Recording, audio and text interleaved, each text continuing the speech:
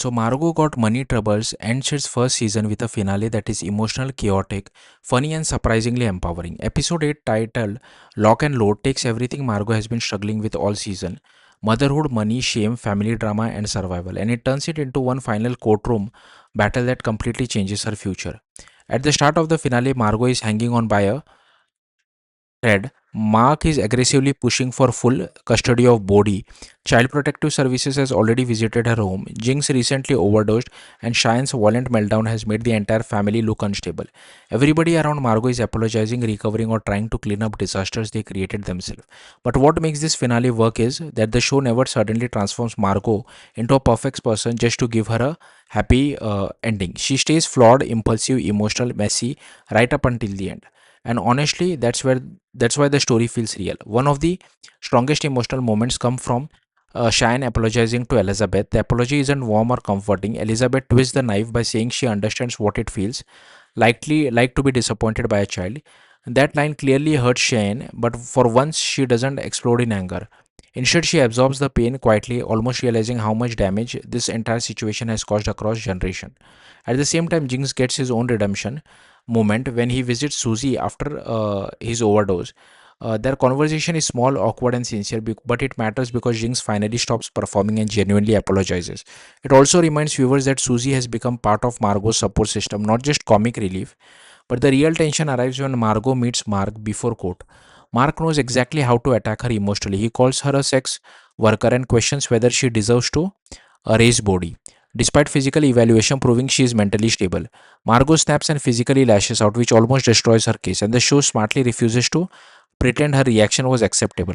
Mark is manipulative and hypocritical, but custody court doesn't care about who feels morally right. It rewards control and composure, and Margot nearly lands Mark the victory herself. Thankfully, the superior court hearing changes everything. Judge Andrew Spencer quickly sees through the performance both sides are giving. Mark tries to present himself as tragic father, even using his missing finger to gain sympathy, but Margot delivers a more honest and powerful answer when asked if she is proud of herself. She says yes, not because her life is perfect, but because she is raising Bodhi with help from the people who love him, and she is doing her best. Then comes the emotional turning point during the baby passing moment in court. Bodhi warmly responds to Jinx. Cheyenne breaks down emotionally, and Mark finally holds his son like a real father instead of a legal argument. For the first time, he sees Bodhi as an actual child, not a weapon in custody fight.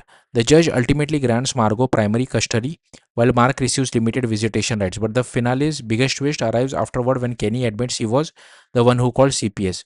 That confession completely changes how viewers see him. Until now, Kenny appeared supportive and caring, but his action reveal a much more controlling side. He claims he acted out of concern after Jinx overdose, but he also feel deeply tied to jealousy and resentment towards Cheyenne's feelings for Jinx.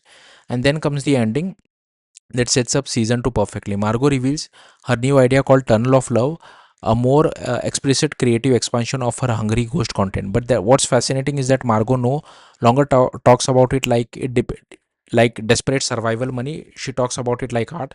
That's the major transformation of the finale. Earlier in the season, Hungry Ghost existed because Margot needed cash fast.